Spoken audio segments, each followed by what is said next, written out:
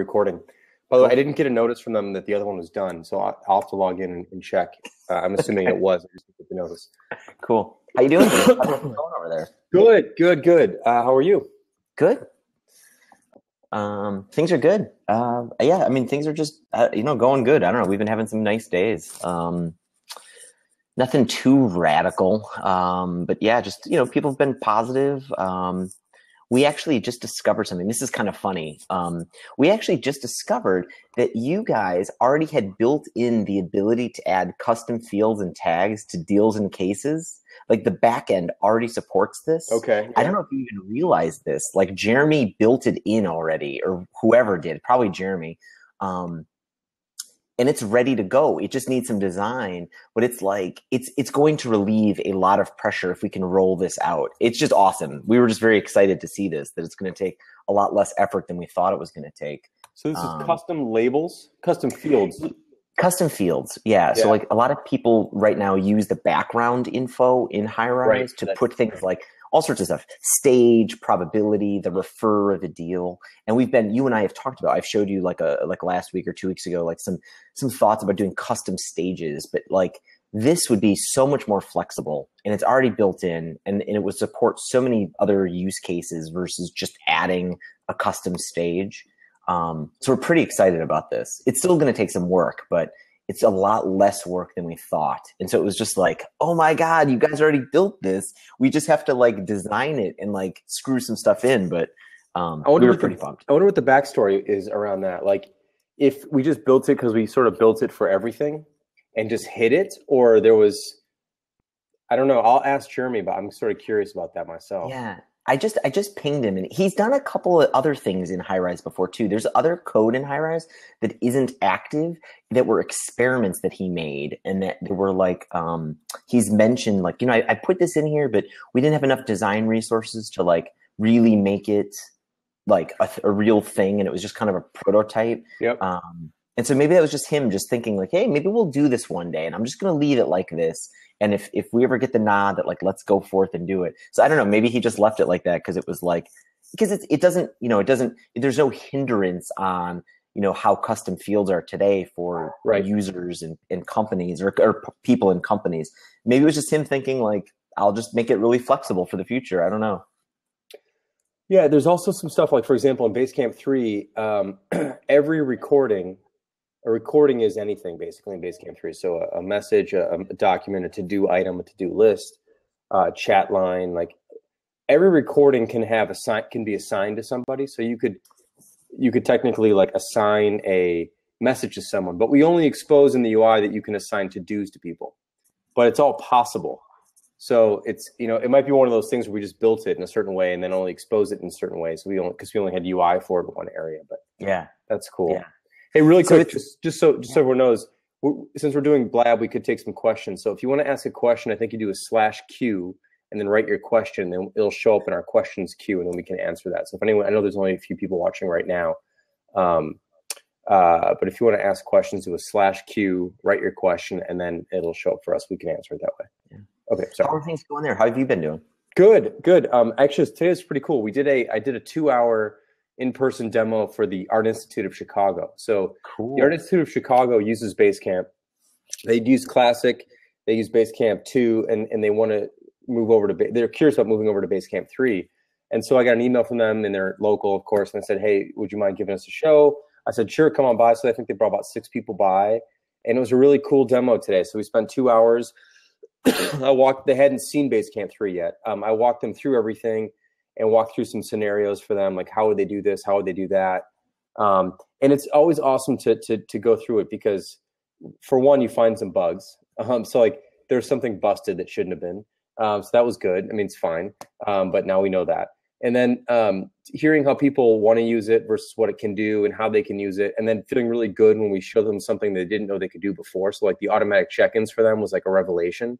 Yeah, like this might save me hours a week. Because I'm constantly asking people this and I'm asking people that, and if Basecamp can do that for me, killer. So that was great.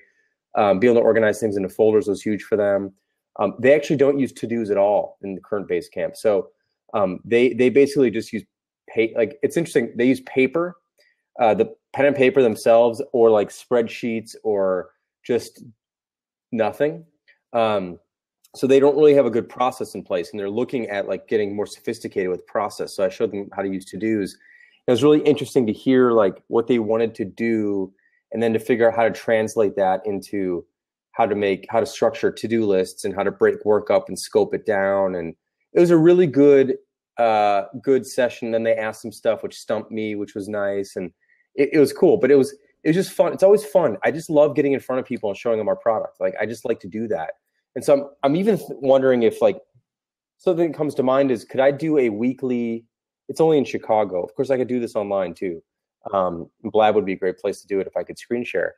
But like, could I do a standing live demo every Thursday at 2 for people who are in Chicago who are curious about Basecamp? Like I've been thinking in my head, like a cool goal would be, let's get 1,000 new Basecamp 3 customers in Chicago.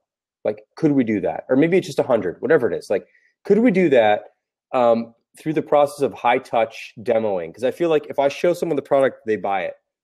So I'm kind of thinking that it could be cool to have this standing live demo session.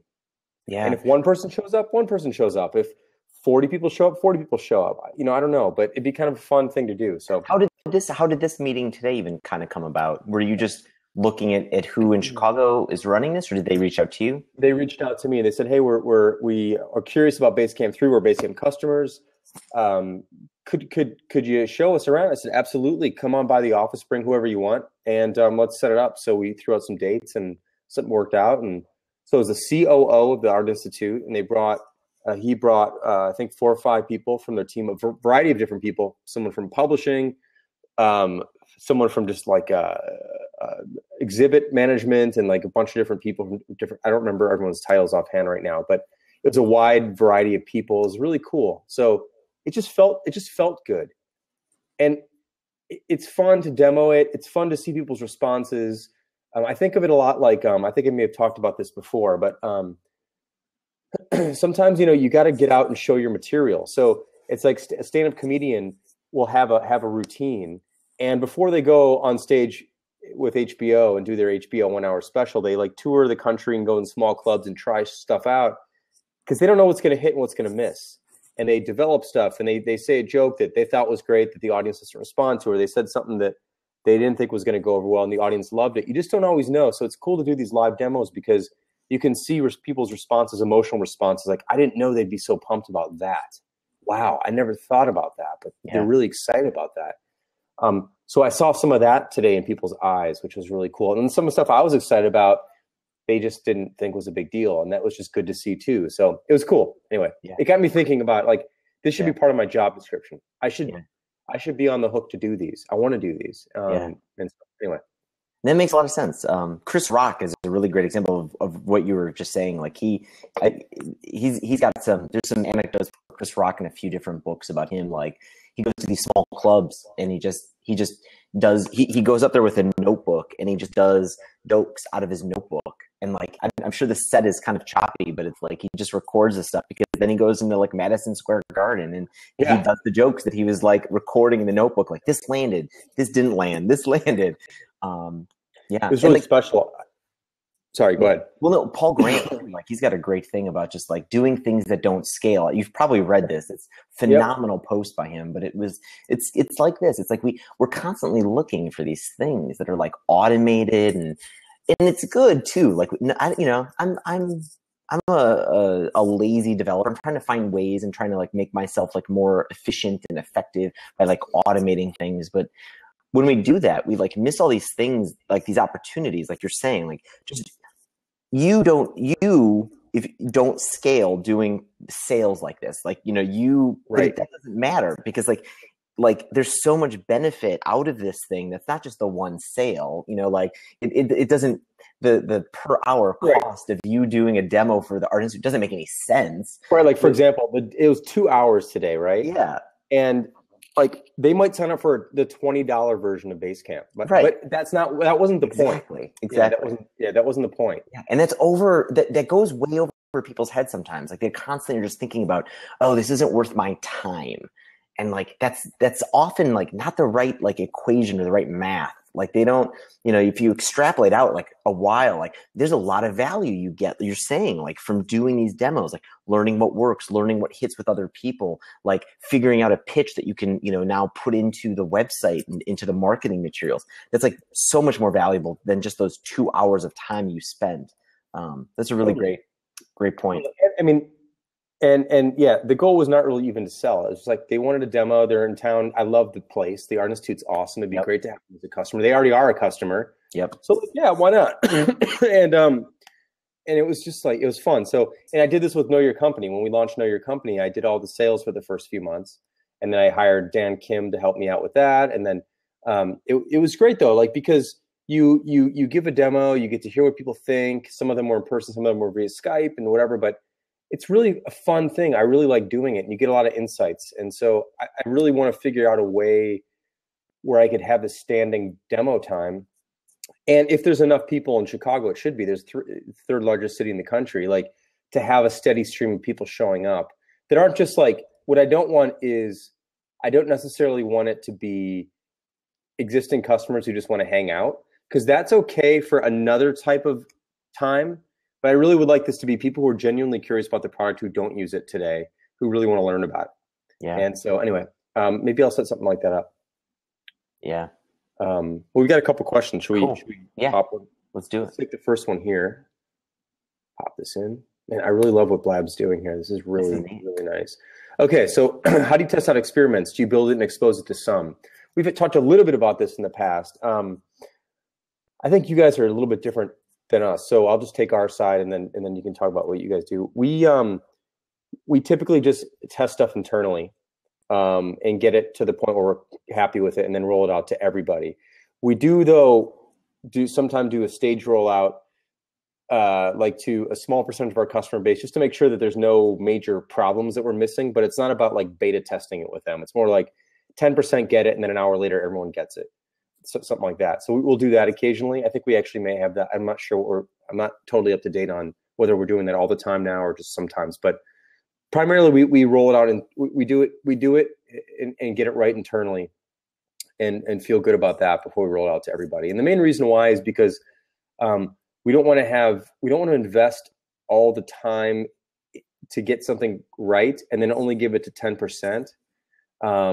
Because then, like, I don't know what we would definitely learn from it. We might learn that like it's not quite right, and then we go back and tweak it, and it ends up being a 4-month thing. Versus like, let's just get it as right as we think we can get it and give it to everybody, and then we can learn more if we choose to.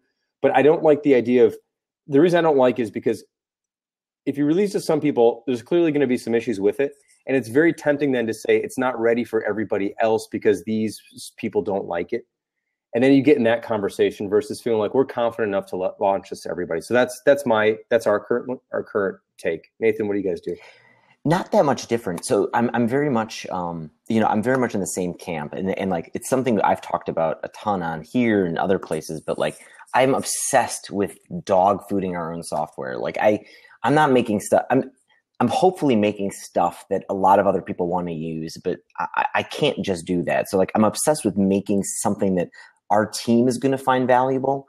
And I feel like that's where the best insights I get come from. And I feel like that's the best insights the team comes up with.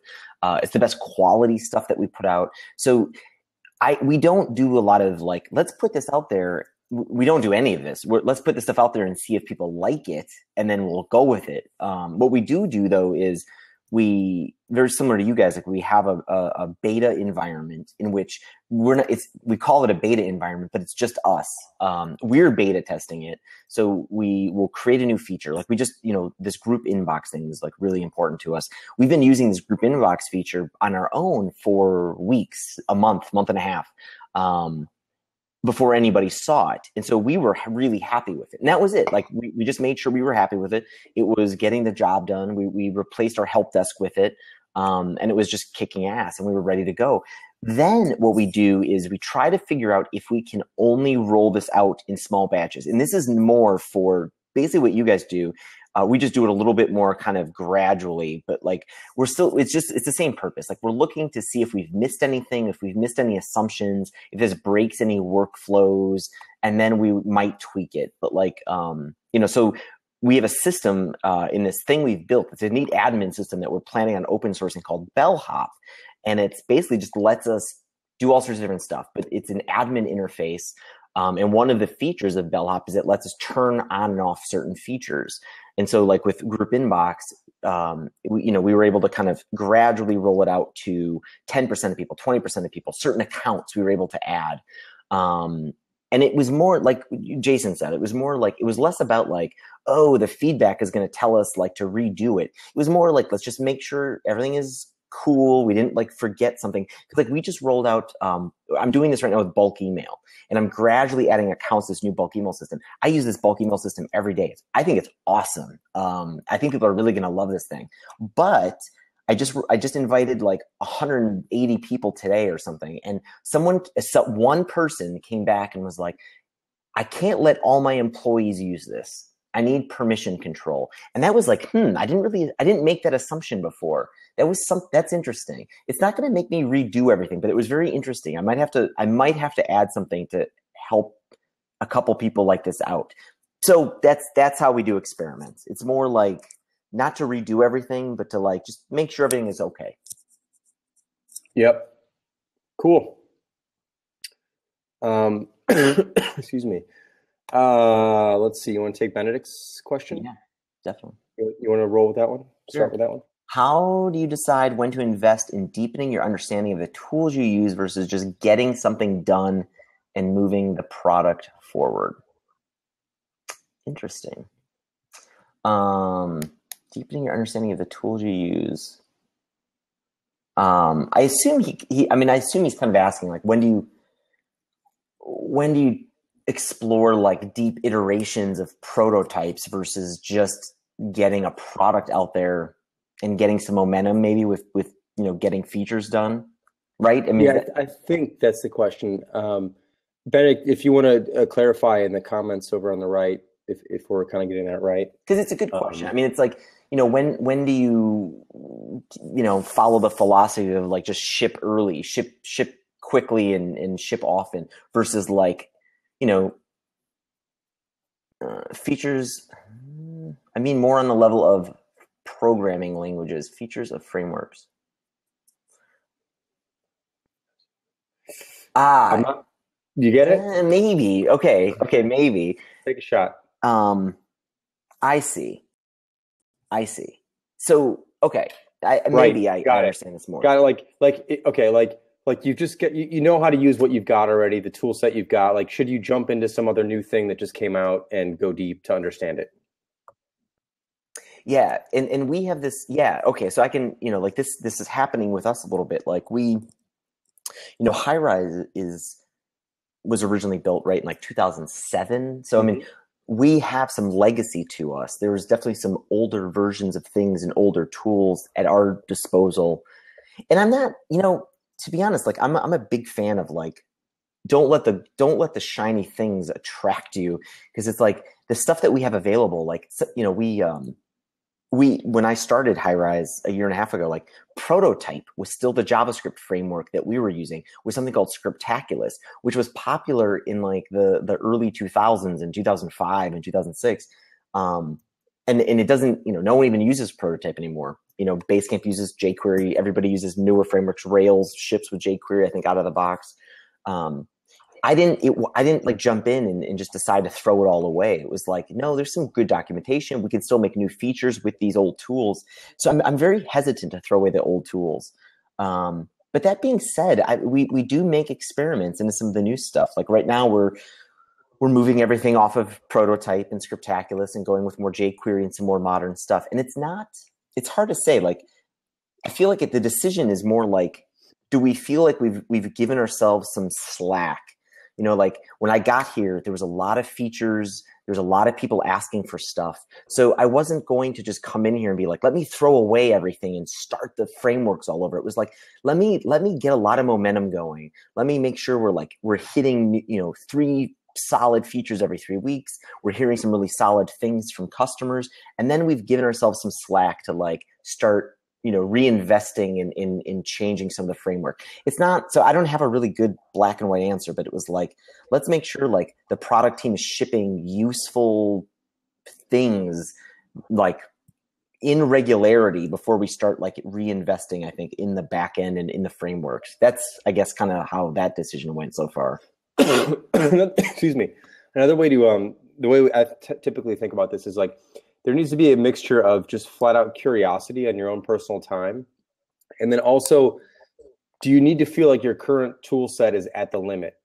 Like, are you genuinely curious about new stuff and you want to just dig into it and see what it's all about? If that's true, you should probably just do that anyway, like on a side project or mess around.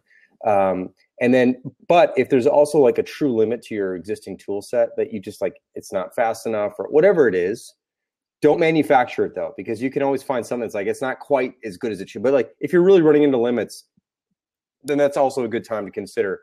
Because I know that there's, I hear from people all the time who are like, they're like, hey, do you know any Rails programmers? And I'm like, why? And they're like, well, because we're moving over from PHP to Rails. I'm like, cool. Like, are you making a new product? Like, no, we're just rewriting it in Rails. And like that to me is a red flag. Like you're just rewriting it in Rails. You're the same product, but you're just rewriting it in Rails. Like if you're going to use Rails, if you're going to switch from PHP to Rails, do it the next time you like make a major new product or a major new version or something. Give yourself a reason to switch rather than just like, I want to just move it over so we're on a new stack of some sort. I just typically don't think that's enough of a good reason, because you end up like spending months and months and months and months treading water, because at the end, your customers don't really give a damn what the back end is, and they end up with the same. You put in 6 or 7 months of work, and the customers at the end of the day have the same product, and probably it's going to be buggier actually than the PHP version because it's new code base and there's going to be a bunch of stuff you didn't quite get right. So anyway, I don't know if that's helpful, but that's kind of how we tend to look at it. And then sometimes there's moments where like we're like, MySQL is not a good database for like keeping track of certain things anymore. So like you check out Redis or something, like you check out some flat file database or something else because your current tool set isn't the right tool set for something new that you want to do, not necessarily something existing that you're already doing. It's kind of how I like to think about that. Yeah. And I agree with you. Like just to like plus your point, like it was like, I'm a big fan of like do something until it becomes painful. And so if you're switching something but you don't really feel like it's painful yet, like, nah, that's a mistake. Like, don't just switch from PHP to Rails because you think you're going to get some sort of new productivity. If you really feel, though, that, like, no one's getting anything done, people have to keep reinventing the wheel, okay, now you have some pain point to fix. But, yeah, I'm a huge fan of trying to, like, give yourself pain, keep finding places where like you can actually feel something and you have to fix it. Same thing with like hiring. Like don't hire in advance of this stuff. Like start doing all the roles, start doing support and do sales and do whatever. And then when that stuff starts feeling painful and you can't like bend anymore, and there's no more time, now it's a really good time to start hiring people because you understand the problems. Like it just makes so much more sense than hiring the person in advance when it's like an imaginary problem. Right. Well, we've got a couple minutes to go.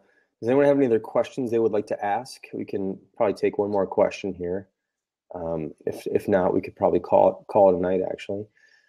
And then you're out of town next week, so we're going to take about a week off. I can do tomorrow still if you can. Yeah, tomorrow I can still do. But starting next week, we'll take a week off. And hopefully you come back. Cough's going to be gone. Yeah, I talked to my doctor today. I'm like, I've had this cough for 7 days, man. What's going on? And he's like, I think I'm getting very technical here. He's like. I think it's like just post-nasal drip. You should just take this and see if it clears it up. And if not, you can come see me and the whole thing. So anyway, hopefully it'll just be gone shortly. Sorry for the medical interlude there. No, it's good. And let's see. Yeah, I think, well, looks like no one has any other questions. So I guess we can call it a night. Cool, dude. Cool. We'll be back tomorrow. Have a good night. Yep. Please subscribe to our YouTube channel. Yep. Please do that. And I'll get this other video. I'll check now. I'm assuming it's done. I'll get the other video up on YouTube, hopefully right after this call. And then this one will be up whenever it's done converting. Cool, dude. Cool. I will talk to you tomorrow. Have a good night.